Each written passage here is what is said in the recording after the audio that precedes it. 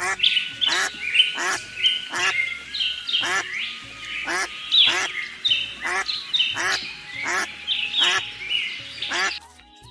गांव था जिसमें सभी किसान रहते थे और वह सभी किसान बहुत ही गरीब थे, जिसके कारण वो लोग अपने खेतों में बहुत मेहनत करते थे। इस गांव में एक गरीब आदमी रामू अपनी पत्नी गौरी के साथ रहता था। वह बेचारा बहुत मेहनत करता था, लेकिन फिर भी अपना घर चलाने में असमर्थ था। लेकिन उसकी पत्नी गौरी बहुत ही चतुर और बुद्धिमान थी। गौरी बहुत मेहनत कर ली, पर कुछ समझ नहीं आ रहा कि इस बार फसल अच्छी होगी भी या नहीं। बारिश भी ठीक से नहीं हुई है और हम चाहे जितना अपने खेतों में मेहनत कर लें, लेकिन हर साल हम लोगों का रोना धोना ही रहता है। पता नहीं कब हमारी फसल अच्छी होगी और हम लोग खुशी की जिंदगी जी पाएंगे। चिंता क्यों करते हो जी? भगवान ने चाहा तो सब अच्छा होगा।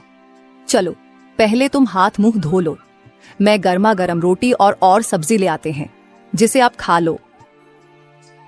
रामू बैठकर रोटी खाने लगता है।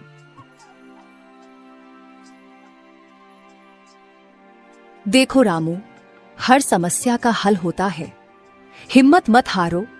मैं कुछ सोच रही हूँ, अगर तुम भरोसा रखो तो शायद हम इस मुसीबत से निकल सकते हैं। गौरी, आखिर तुम ऐसा क्या सोच रही हो जिसके चलते हम इस मुसीबत से बाहर निकल सकते हैं?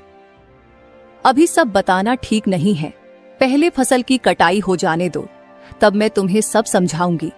इसीलिए पहले फसल की कटाई करो, फिर सभी बात समझना। रामू के चेहरे पर चिंता के बादल छाए रहते हैं, पर गौरी की आत्मविश्वास भरी मुस्कान उसे थोड़ी राहत देती है।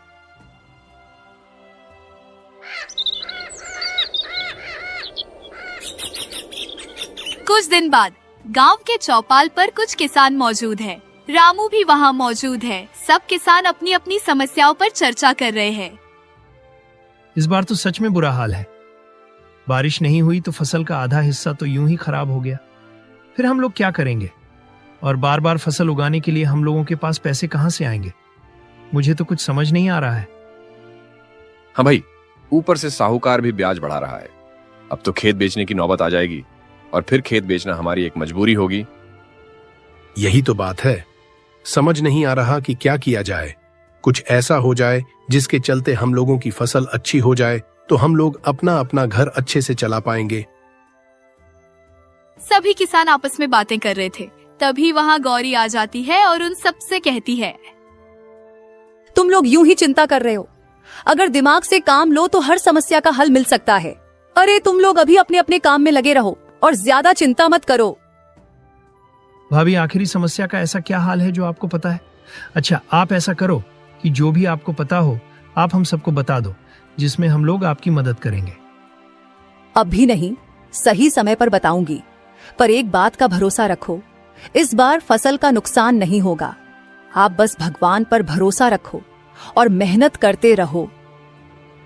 किसान एक दूसरे की तरफ देखते हैं। रामू गौरी की ओर देखा है। उस गौरी की आंखों में उत्साह की चमक दिखाई देती है और उसे अपनी पत्नी पर भरोसा था कि वह कुछ न कुछ उपाय जरूर बताएंगी।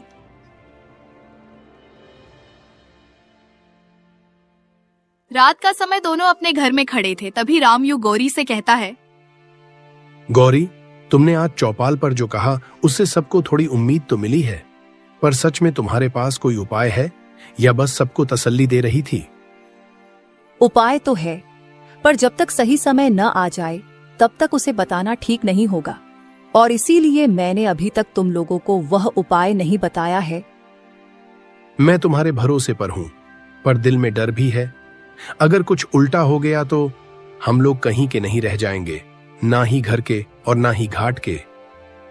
जब तक मैं हूं कुछ उल्टा नहीं होगा, बस मुझ पर विश्वास रखो। और मैं सच कह रही हूं कि आप सभी लोगों को इस समस्या से बाहर नहीं निकाल दिया तो मेरा नाम भी गौरी नहीं। रामू गौरी के चेहरे की चमक को देखकर थोड़ा सहज होता है। गौरी की आंखों में एक अलग ही आत्मविश्वास झलकता है।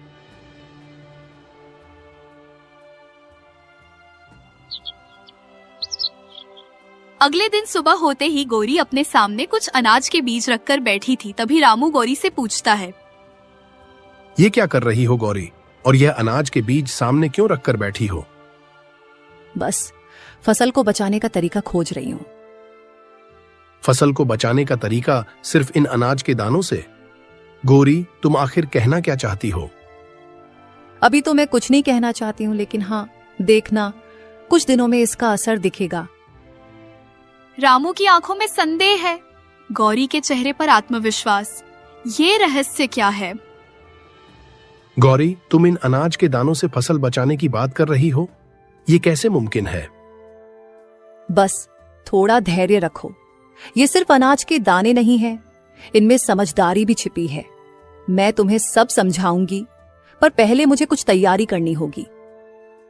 गौरी, तुम क्या तैयारी करेगी और कहां तैयारी करोगी? खेत में जाने की तैयारी। आज मुझे तुम्हारे साथ खेत पर चलना है।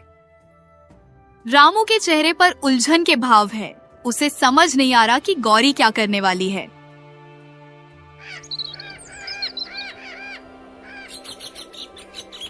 शाम का समय, गौरी और रामू खेत में खड़े हैं। देख रही हो गौरी, ये हाल है हमारे खेत का। यहां से कुछ भी उगने की उम्मीद नहीं है। तुमने कभी गौर किया है कि जमीन के नीचे पानी हो सकता है?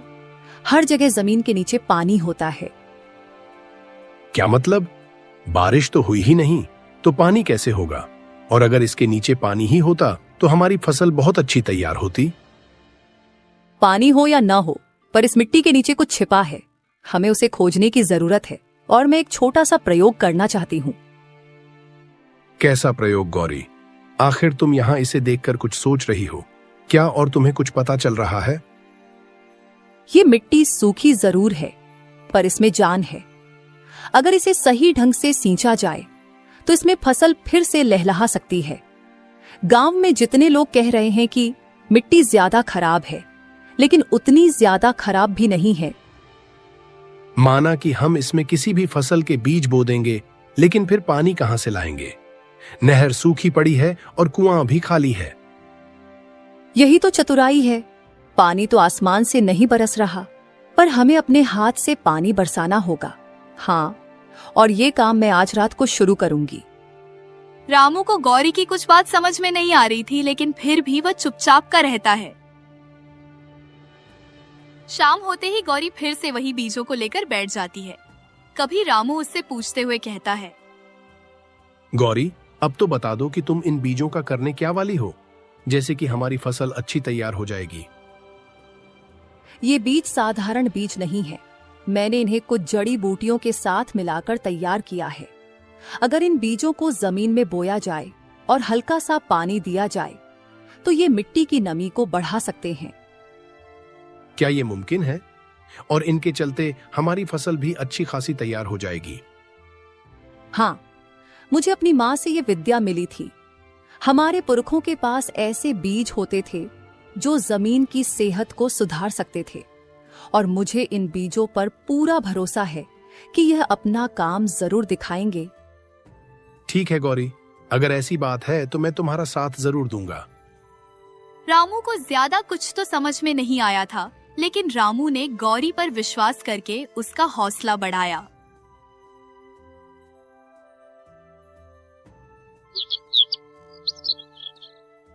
अगले दिन सुबह होते ही दोनों खेत पर खड़े हैं और रामू ने खेत में बीज बो दिए हैं।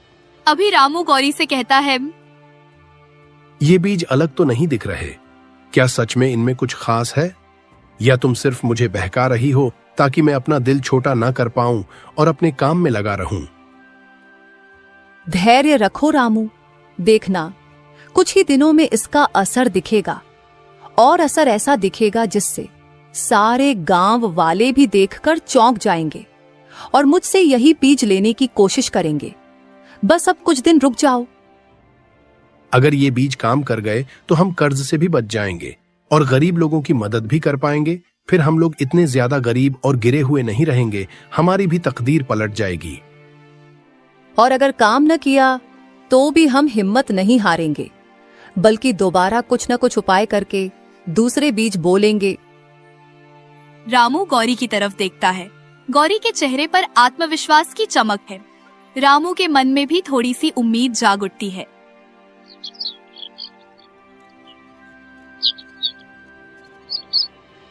रामू गांव में टहलने के लिए जाता है। तभी वहाँ उस गांव का दूसरा किसान उसे मिल जाता है।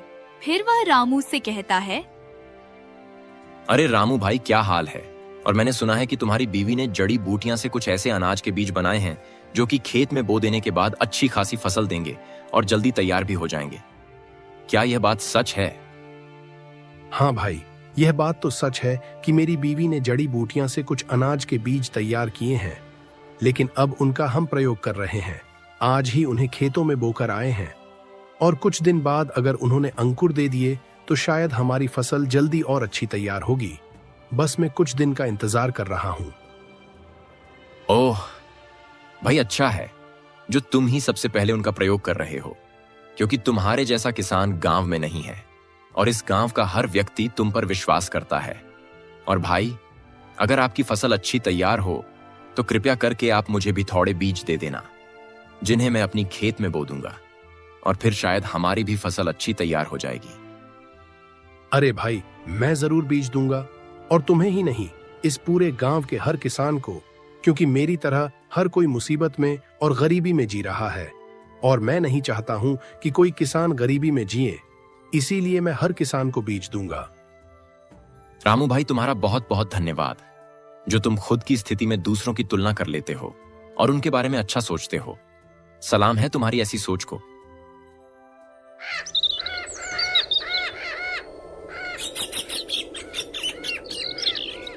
तीन दिन बाद शाम का समय, रामू और गौरी खेत पर है। रामू की आंखों में आश्चर्य है। जहाँ गौरी ने बीज बोए थे वहाँ हरे हरे अंकुर निकल आए हैं।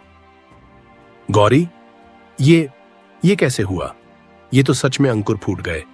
अब तो मुझे लगता है कि ये बीज बहुत अच्छे हैं और ये जल्द ही हमें फसल देंगे और फिर हम हर बार इन्हीं को बोया करेंगे। मैंने कहा था ना, मिट्टी में जान है, बस उसे सही देखभाल की जरूरत थी। और देखो, इन्होंने कितने अच्छे अंकुर दिए हैं। गौरी, तुमने तो कमाल कर दिया। अगर इसी तरह बाकी फसल भी बच गई तो हम सच में कर्ज से मुक्त हो सकते हैं। गौरी, आज मैं बहुत खुश हूँ और मुझे तुम पर गर्व है। अब हमें सही समय पर सही कदम उठाने होंगे। ये तो बस शुरुआत है, आखिरी देखना कि कैसा होगा। बस कुछ समय का इंतजार करो। रामू गौरी की तरफ देखता है। उसके चेहरे पर राहत और खुशी के भाव हैं। गौरी के चेहरे पर आत्मविश्वास की चमक बरकरार है।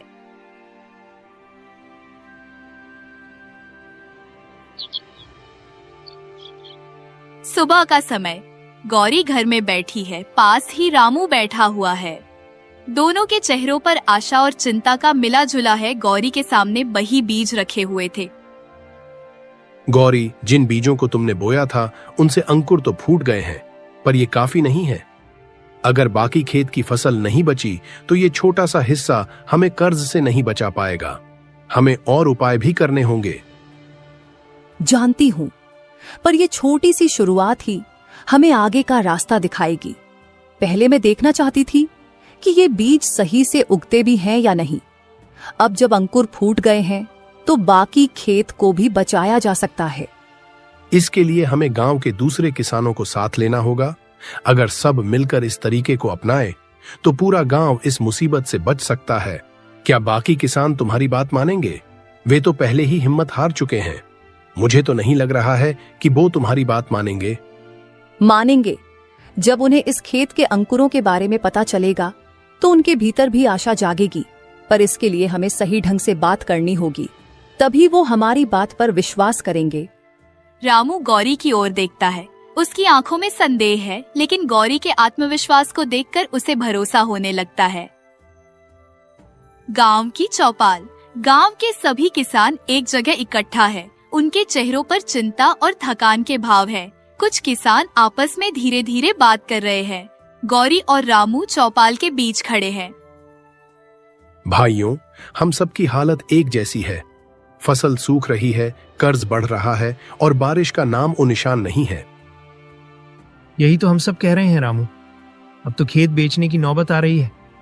अब तो घर चला पाना भी मुश्किल हो गया है। पर हमारे पास एक रास्ता है। मेरी गौरी ने ऐसा उपाय निकाला है जिससे फसल को बचाया जा सकता है। मैंने कुछ खास बीज तैयार किए हैं। ये बीज मिट्टी की नमी को बनाए रखते हैं और फसल की जड़ों को मजबूत करते हैं। मैंने अपने खेत के एक हिस्से में इन बीजों को बोया था। अब वहां अंकुर निकल आए हैं। ये कैसे मुमकिन है? बिना पानी के अंकुर कैसे फूट सकते हैं? मुझे तो तुम्हारी बात पर विश्वास भी हो रहा है। ये बीज खास जड़ी बूटियों से तैयार किए गए हैं। अगर हम इन्हें सही तरीके से बोए और थोड़ा थोड़ा पानी दें तो बाकी फसल भी बच सकती है। पर अगर ये तरीका काम न किया तो? अगर काम न किया तो नुकसान क्या होगा? वैसे भी फसल तो पहले ही सूख रही है, पर अगर ये तरीका काम कर गया तो पूरा गांव कर्ज से बच जाएगा। हाँ, तुम हम लोगों को वही बीज दे दो, हम लोग भी उन्हें वो लें। हाँ, मैं तुम लोगों को बीज जरूर दूंगी, बस तुम लोग अब नैनो की तैयार करो।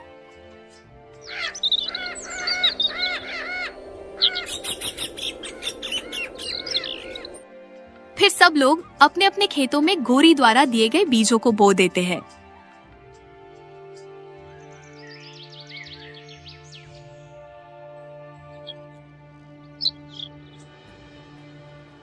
कुछ दिन बाद सबकी फसल अच्छी तैयार हो जाती है।